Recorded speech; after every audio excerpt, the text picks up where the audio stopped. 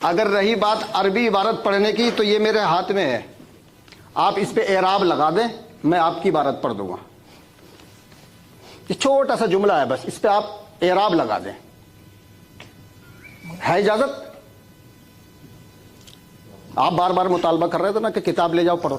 یہ چھوٹا سا جملہ ہے. مناظرہ یہ ہے کہ پوری بات تو آپ اس پہ عبارت، اس پہ اعراب لگا دیں، میں ابھی عبارت پڑھ دیتا ہوں. پوری بات ٹھیک ہے، وہ کر لیں. لیکن ان باتوں سے کوئی فائدہ نہیں ہے. دیکھیے دلائل ہمارے پاس بھی ہیں، اور الحمدللہ ایک سوال کے 2 جواب ہیں اور 10 دلائل ہیں. لیکن یہ بحث جو ہے نا اپنے اصل موضوع پر نہیں آ رہی ہے. ہم لوگ آئے تھے شرائط مناظرہ طے کرنے کے لیے. مفتی صاحب بار بار سند مانگے جا رہے ہیں، ہم نے سند بھی دکھا دی. بھائی آپ کہہ رہے ہو کہ میں عالم کے سامنے مقابلہ کروں، مناظرہ کروں، تو کیا میں آپ کو عالم نظر نہیں آ رہا؟ ابھی تو دلائل کے میدان میں آؤ، ذرا قرآن کے میدان میں آؤ، حدیث کے میدان میں آؤ. یہ خالی یہ تو سب ٹالنے والی باتیں ہیں. بھائی اگر ہم تمہارے سوال کا جواب نہ دے سکے یا اپنے موقع پر دلائل پیش نہ کر سکے تب تو ہماری غلطی، تب تو ہم عالم نہیں ہیں. اور اگر آپ کے سوالوں کے جواب دے دیے تو ہم عالم ہیں. یہ غلطی مفتی صاحب کی، آپ دکھا دیجئے گا. سند میں انہوں نے اردو کا ڈپلوما کا، اس میں عربی ہے تو سب کا لسانی میں ہو جاتی، ہم سے ہو گئی تو کیا ہوا. لیجیے مفتی صاحب، ابھی ہمارا ٹائم ہے. جی مفتی صاحب، میں گزارش کروں گا کہ گفتگو کو سنجیدہ رکھا جائے اور جذباتی نہ بنایا جائے،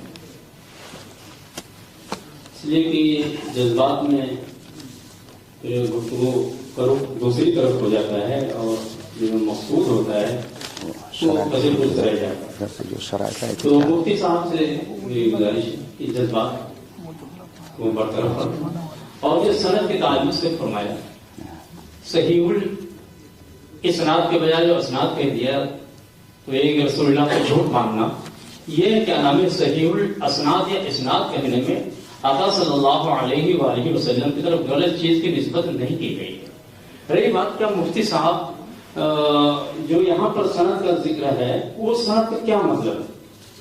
یہی سند جو مدرسوں سے دی جاتی ہے یا پھر وہ سند کوئی دوسری ہے؟ سند کیا ہے؟ روات کا تسلسل کہ یہ حدیث پاک کس سے مروی ہے، کس نے کس سے روایت کیا، تو ایک بیچ میں چین ہوتی ہے جو ایک تسلسل ہوتا ہے، اسے کہتے ہیں سند. تو کیا وہ جو سند ہے بعینی اسی سند کی معلوم ہے؟ ہاں، وہ سند کیا ہے؟ اس سلسلے کلام کو رسول اللہ صلی اللہ علیہ وآلہ وسلم تک پہنچایا جاتا ہے اس کے ذریعے کہ انہوں نے ان سے سنا، انہوں نے ان سے سنا، انہوں نے ان سے سنا. تو اب کیا وہ بیچ میں ہیں، کیا ان میں سے ہر راوی کے لیے سند ضروری کہ تم نے کہا چلیے آپ سند دکھائیے؟ اس میں کیا ہے، اس کو بھی رسول اللہ صلی اللہ علیہ وآلہ وسلم کی بات کو آگے بڑھانے کہا ہے کہ جس سے صرف ایک حدیث یاد ہے، ایک حدیث یاد ہے، فرمایا بلغوا عنی ولو آیہ، کہ تم پہنچا دو اگرچہ ایک ہی بات تم تک، وہ جو بھی دین کی بات وہ پہنچا دو. تو اگر کسی کے پاس ایک حدیث رسول ہے وہ بھی کیا ہے آگے منتقل کر سکتا ہے. اب اس کو روایت کرنے والوں میں وہ بھی آ گیا.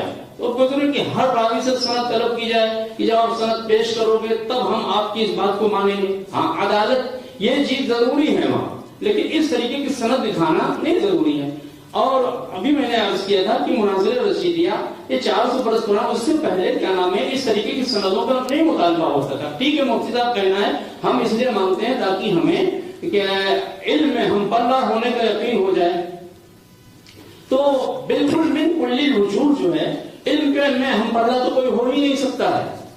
من کل الوجوہ ہر جہت سے مساوات کا تحقق ہو ہی نہیں سکتا کہ جن کا آپ کو علم ہے اتنا ان کو علم ہے. کسی کو کسی چیز کے بارے میں علم ہے، کسی کو چیز سے کہیں نہ کہیں کہ کوئی کسی سے بہتر ہے، کسی معاملے کو کسی سے کم ہے، تو تھوڑا سا فرق تو رہ جائے گا. تو میری گزارش ہے کہ ان چیزوں کو نظر انداز کیا جائے، جو اصل مقصد ہے شرائط مناظرہ کی طرف آیا جائے. اور مفتی صاحب آپ کا قد قامت کافی بلند ہے، میں آپ سے گزارش کروں آپ جذباتی باتیں نہ کریں. جیسے کہ آپ نے فرمایا کہ بھیک مانگنے جاتے ہو، تو اگر کہیں جا کے ایگزام دے تو مارکشیٹ حاصل کر لینا. یہ بھیک مانگنا ہے تو یہ کیا نام ہے، میں بڑی معذرت سے عرض کر دوں گا کہ یہ بھیک شاید آپ نے بھی کہیں مانگی ہو، اس لیے کہ آج جو مدرسے جو ایڈڈ ہیں گورنمنٹ جن کے جہاں پر تنخواہیں دیتی ہے تو اس کے لیے مدارس کے کیا ہے مارکسٹ نہیں کافی، بلکہ اس کے لیے جو عربی فارسی بورڈ جو لکھنؤ بورڈ ہے اس سے ایگزام دینا ہوتا ہے، پھر گورنمنٹ سے وہاں بھی سند لینی ہوتی ہے، تو بھی تو ہر کوئی مانگتا ہے. تو اگر آپ نے کہیں بھی مانگا ہے تو میں معذرت کرتا ہوں آج کہ میں مفتی صاحب کی دلازاری نہیں کرنا چاہتا، بس آپ کا دل دکھانا نہیں چاہتا، بڑے معذب سے کہ یہ کہیں آپ نے بھی کیا ہوگا اور مارکسٹ کو بہرحال حاصل اس لیے کہ آپ ایڈیٹیوی مدرسے میں کیا خدمت انجام دے رہے ہیں، یہ ہر کوئی کرتا ہے. بہرحال ان سب کو میں گزارش کروں گا مفتی صاحب آپ کا قدر قامت اس سے بہت بلند ہے، تو یہ جذباتی باتیں کہ بھیک مانگتے ہو یہ نہیں ہونی چاہیے. دوسری چیز کیا نام ہے جی ٹائم ہو گیا چلیے سند منگا دیجیے ذرا ان کی. بسم اللہ الرحمن الرحیم. حضرات،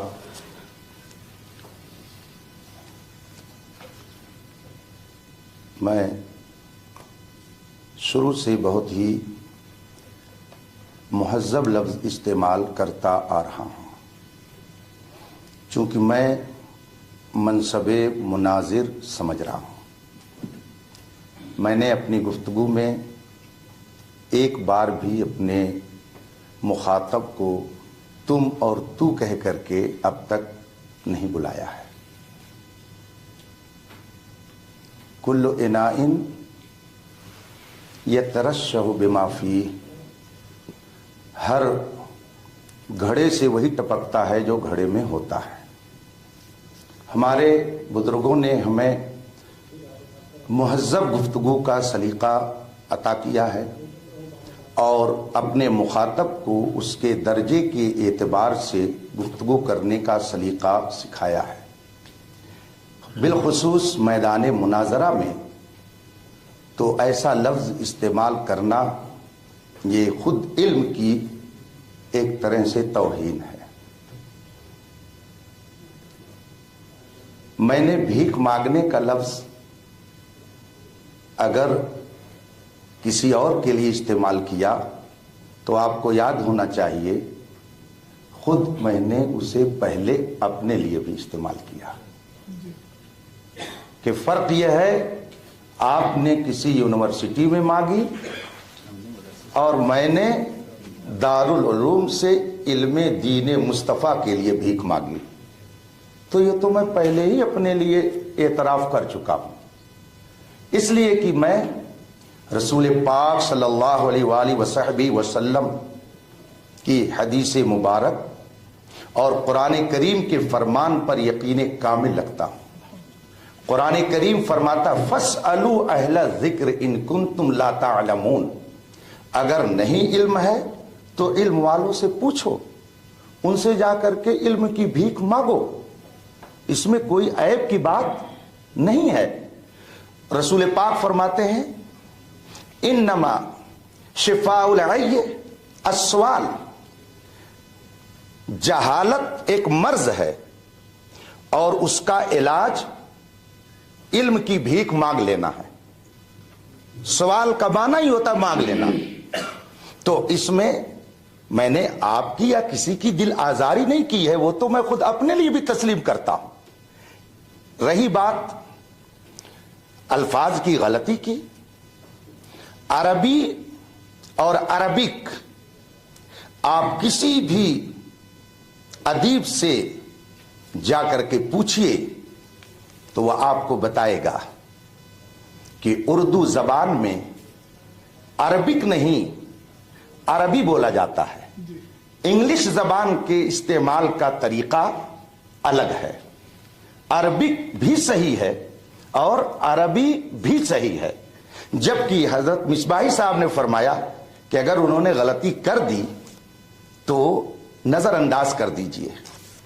یا رسول اللہ، اگر یہ ان کی غلطی کے لیے نظر انداز کرنے کی بات مجھ سے کرتے ہیں تو اگر حضرت امیر معاویہ سے ایسی بات ہو گئی تو ان کی غلطی کو نظر انداز کون کرے گا؟ یہ ان کے بقول اس لیے کہ انہوں نے ان کے بارے میں لکھا ہے امیر معاویہ کی مولا علی کی شان میں گستاخی، بدتمیزی. بتائیے ایک صحابی رسول کے لیے لفظ بدتمیزی، لفظ گستاخی، کیا یہ استعمال ایک بندے مومن برداشت کر سکتا ہے؟ جو لوگ کہتے ہیں کہ ہم صحابہ کی عظمت کی حفاظت کرتے ہیں اور پھر بھی صحابہ کی شان میں گستاخی کرتے ہیں، وہ جھوٹ بولتے ہیں۔ الحمدللہ ہم صحابہ کی عظمت کی محافظت کرنے والے ہیں۔ اس میں حضرت امیر معاویہ کے لیے کیا کیا لفظ استعمال کیا گیا، تو اگر آپ سے کوئی خطا ہو جائے تو آپ کہتے ہیں نظر انداز کرنا چاہیے۔ حضرت سیدنا امیر معاویہ رضی اللہ تعالیٰ عنہ کے تعلق سے ہزاروں کتاب میں یہ بات لکھی ہوئی ہے کہ حق حضرت سیدنا علی رضی اللہ تعالیٰ عنہ کے ساتھ تھا، اور حضرت امیر معاویہ رضی اللہ تعالیٰ عنہ سے اس مسئلے میں خطائے اجتہادی ہوئی، اور خطائے اجتہادی کرنے والا 1 ثواب پاتا ہے اور صحیح اجتہاد کرنے والا 2 ثواب پاتا ہے۔ ہاں 1 منٹ، ہماری گفتگو پوری ہو جائے، پوری اعلیٰ حضرت رضی اللہ تعالیٰ عنہ نے فرمایا ہے، ایک بات پوری کریں، اگر وقت پورا ہو گیا تو میں اپنی بات ختم کر دیتا ہوں۔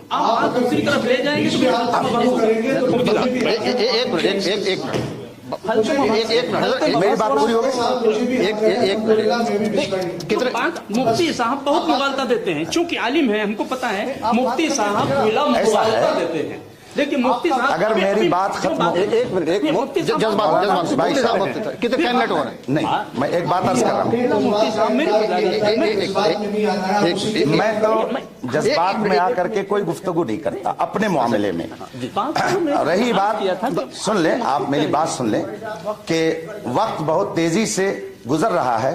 مولانا مصباحی صاحب نے جو کہا ہے کہ ان باتوں کو ایک طرف رکھ کر کے ان سے غلطی اگر ہو گئی، سند ان کے پاس نہیں ہے تو ان سب کو نظر انداز کیجئے، تو آپ لوگوں نے بھی جان لیا قاری صاحب مستند عالم نہیں ہیں اور ان کے اندر عربی پڑھنے کی صلاحیت نہیں ہے، اور پھر اگر ان سے کوئی خطا ہو گئی ہے تو اب اس وقت ان کے معاون کی گزارش پر میں گفتگو آگے بڑھاتا ہوں، اور پھر اس سلسلے میں جو آپ حضرات نے فرمایا تھا کہ شرائط مناظرہ میں سب سے پہلی چیز موضوع مناظرہ ہے، تو اب چونکہ مناظرے کا چیلنج فریق مخالف کی طرف سے آیا تھا اور اس میں انہوں نے اپنا عنوان دیا ہے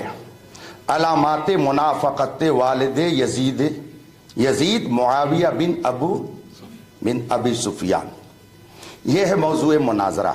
اب اس سلسلے میں میں اپنی بات کو ختم کرتا ہوں مصباحی صاحب آپ کی گزارش پر، اور جو موضوع مناظرہ ہے اب اس پر آپ گفتگو فرمانا چاہیں تو دل ماشات آپ گفتگو آگے بڑھائیں۔ 1 منٹ بھیا، کتنا ٹائم ہو گیا؟ ہاں، بسم اللہ الرحمن الرحیم۔ ابھی مفتی صاحب بتا رہے تھے کہ قاری صاحب عالم نہیں ہیں، ان کے کہنے سے میں نے عربی عبارت نہیں پڑھی، 1 منٹ بس، 5 منٹ حضرت، اور میرے کہنے سے انہوں نے اس جملے پر اعراب نہیں لگائے۔ اگر مفتی صاحب عالم ہوتے تو اس پر اعراب لگا دیتے، تو اس کا پتہ یہ ہے کہ یہ عرفی مفتی ہیں، حقیقی مفتی نہیں ہیں۔ نمبر 1، انہوں نے اعراب نہیں لگا، ویڈیو چل رہا ہے۔ دوسری بات، بہت اچھی بات کہی مفتی صاحب نے، ماشاءاللہ بھائی بہت اچھی بات۔ انہوں نے کہا کہ قاری احمد حسن کے معاون مناظر نے کہا کہ قاری احمد حسن کی غلطی کو نظر انداز کر دیا جائے، ٹھیک ہے، تو مفتی صاحب کے جملے تھے جب قاری احمد حسن کی غلطی کو نظر انداز کیا جا سکتا ہے تو امیر معاویہ کی غلطی کو نظر انداز کیوں نہیں کیا جا سکتا؟ کہا سب کے سامنے، یہ کہا، آپ لوگ گواہ ہیں کہ نہیں؟ بھئی یہ ہمیں مفتی صاحب سے لکھوا دیجیے کہ امیر معاویہ کی غلطی تھی، بس مناظرہ ختم۔ لو بھیا اتنا لکھوا دے کہ امیر معاویہ کی غلطی تھی۔ مناظرہ کیسے ختم؟ شرائط مناظرہ، ارے بھائی نہیں تو پھر آپ جو جملہ مفتی صاحب، نہیں سنیے، جو جملہ مفتی صاحب نے کہا اس کو لکھ دے۔ نہیں بیچ میں 1 منٹ کاغذ دو۔ بات پوری ہو گئی؟ نہیں ابھی نہیں، ہمارا ٹائم چل رہا ہے۔ نہیں اتنا ٹائم تھوڑی لگتا ہے، آپ کے اعتبار سے ادھر لفظ ہے۔ جی لو بھیا لیجیے گا جو جملہ مفتی صاحب نے کہا اس کو لکھوا لیں. ہاں تو لکھ لیجیے. کیا کام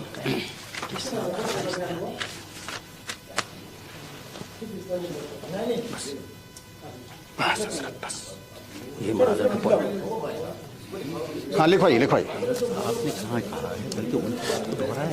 کیا ہاں ہو گیا ہمارا ٹائم پورا. لکھوا دیں.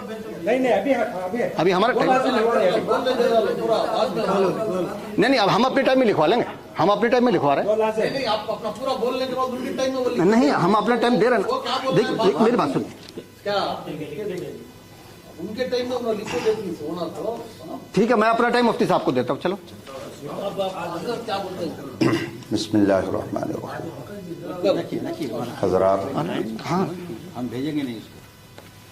قاری صاحب نے کہا کہ مفتی صاحب کو میں نے اعراب لگانے کے لیے دیا اور انہوں نے نہیں لگایا. آنکھ سے کاجل صاف چورا لیں یا وہ چور بلا کے ہیں. تیری گٹھری تاکی ہے اور تو نے نیند نکالی. آپ انصاف سے بتائیے گا کیا انہوں نے وہ کاغذ میرے پاس بھیجا تھا کہ میں نے واپس کر دیا؟ سبحان اللہ. چے دلاور است دست. چور کتنا دلاور ہے کہ چراغ لے کر کے چوری کرنے چلتا ہے. آپ لوگ بھی گواہ رہیے گا. کیا آپ نے مجھ کو وہ کاغذ دیا کہ میں نے کہہ دیا نہیں میں اعراب لگاؤں گا؟ بولیے. پھر کیسے انہوں نے کہا کہ مفتی صاحب نے اعراب نہیں لگایا؟ یہ دھاندلی ہے. یہ نہیں ہونا چاہیے. آپ وہ بات کہیے جو جب آپ بالکل آنکھوں دیکھی باتوں کو آنکھوں دیکھے حال کو اس طرح سے کر رہے ہیں تو بتائیے جہاں علماء نہیں رہتے ہوں گے اس مجلس میں آپ کیا کرتے ہوں گے؟ لکھ دیجیے. یہاں تو آپ نے دیا ہی نہیں اور اعلان کر رہے ہیں کہ انہوں نے اعراب نہیں لگایا. ابھی تو وہ تحریر میرے پاس تو آئی نہیں. میں بھی آنکھ رکھتا ہوں. میں نے تو نہیں دیکھا کسی نے میرے پاس لا کے دیا اور میں نے اسے واپس کر دیا. اس لیے یہ بات جھوٹ ہے. انہیں اس بات کو واپس لینا چاہیے اخلاقی طور پر کہ میں نے غلط کہہ دیا. اگر آپ نے یہ بات غلط کہی ہے تو پہلی غلطی تو نظر انداز ہو جائے گی لیکن یہ غلطی نظر انداز نہیں ہوگی. آپ بتائیے کہ بات آپ نے کیسے کہہ دی کہ مفتی صاحب نے اعراب نہیں لگایا ان کو دیا اور انہوں نے واپس کر دیا اس لیے یہ عالم نہیں ہے. یہ مفت کے مفتی ہیں یا جو بھی ہو عرفی مفتی ہیں. تو آپ پہلے اس چیز کی وضاحت کریں گے کیسے آپ نے یہ کہا. جب آپ اس کو تسلیم کر لیں گے کہ میں نے خلاف واقعہ بات کہی تب پھر میں اپنی بات آگے بڑھاؤں گا. اور دوسری بات یہ کہ آپ نے کہا لکھ کر کے دیجئے. آپ ریکارڈنگ واپس کیجئے اور میری جو گفتگو ہوئی ہے اس کو سنیے. میں نے اس میں کہا ہے کہ اگر حضرت امیر معاویہ کی غلطی تھی آپ کے اعتبار سے اشارہ بھی کیا ہے آپ کے اعتبار سے آپ تحریر ماد میں لیجئے گا. جو میں نے بولا ہے اس کو تو کوئی نہیں کاٹ سکتا ہے. آپ ریکارڈنگ واپس کیجئے. اگر میں نے صرف اتنی بات کہی تھی جو آپ مجھ سے مطالبہ کر رہے ہیں تو ٹھیک ہے نہیں تو میں سمجھوں گا کہ یہاں پر بھی آپ نے قطر بیوس سے کام لیا ہے. پہلے ان دونوں چیزوں کی آپ وضاحت کریں اور پھر پہلی والی کئی غلطیاں جو تھی وہ تو تھی ہی. یہاں پر ابھی کی گفتگو میں آپ نے 2 غلطی کر دی اور 2 باتیں آپ نے میری طرف غلط منسوب کر دیا جبکہ قرآن کریم میں افترا اور بہتان کرنے کے بارے میں اثم مبینہ کا کلمہ آیا ہوا ہے. یعنی یہ کھلا ہوا گناہ ہے. کھلا ہوا گناہ ہے. اور رسول پاک صلی اللہ علیہ وسلم فرماتے ہیں کہ اگر چھپ کر کے غلطی کرو تو چھپ کے توبہ کر لو اور علل اعلان کوئی غلطی کرو تو علل اعلان اس کی توبہ کرو. آپ نے مجھ پر 2 بہتان باندھا. آپ پہلے اس سے رجوع کیجئے توبہ کیجئے اس کے بعد میں تب میں پھر فوراً موضوع مناظرہ پر گفتگو کرنے کے لیے تیار ہوں. بات ہو گئی ہماری.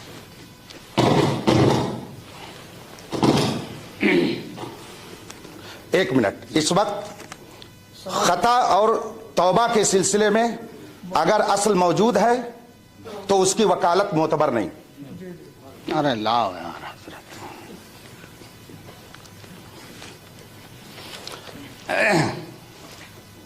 ہم نے مفتی صاحب کو اس طرح سے کہا تھا کہ آپ اس پہ اعراب لگا دیجئے. ویڈیو موجود ہے, آپ بیک کر کے اس کو دیکھ سکتے ہیں سب کے سامنے, کیونکہ ویڈیو جو ہے نا بہت سچا اور اچھا گواہ ہے.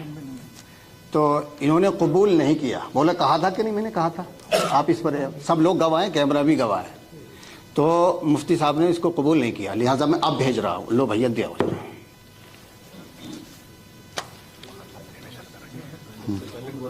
جی دوسری بات, مفتی صاحب نے, ایک منٹ رکو ابھی, اس کے آگے وہ لکھ کر کے یہ دے دیں گے کہ یہ قرآن کی آیت پیش کر رہے ہیں یا حدیث پیش کر رہے ہیں یا کوئی معمہ اور چیستہ پیش کر رہے ہیں. قرآن یا حدیث یا کتب سیرت اور کتب فقہ اور کتب اصول فقہ, کہاں حوالہ انہوں نے لے کر کے یہ عبارت میرے پاس بھیجی ہے, اس کو یہ نیچے لکھ دیں. اس کے القرآن یا الحدیث یا الفقہ یا اصول فقہ ایک بات, لیکن یہ کام تو اس وقت ہوگا جب پہلے آپ توبہ کر لیں گے تب, اور پھر اس کے بعد آپ نے بھیجا نہیں تو میرے اوپر الزام آ گیا, اور میں نے آپ کے پاس تین بار کتاب بھیجی مگر آپ نے واپس کر دیا. اس کا کیا حل ہے؟ آپ نے ایک بار نہیں بھیجا, اور میرا ہاتھ بھی اتنا لمبا نہیں ہے کہ میں ہاتھ لے کر کے لمبا کر کے آپ سے لے لوں. تو آپ پہلے, آپ نے وقت خود دیا ہے, پہلے اس کو آپ اعتراف کیجئے کہ میں نے غلط بات کہی ہے. اگر آپ نے میری طرف 2 غلط بات منسوب کی ہے تو پہلے اس کا اعتراف کر کے حکم جو شرع ہے, حکم شرع ہے, اس کی وضاحت کر کے پہلے آپ اس سے رجوع کیجئے, پھر آگے گفتگو کی جائے گی.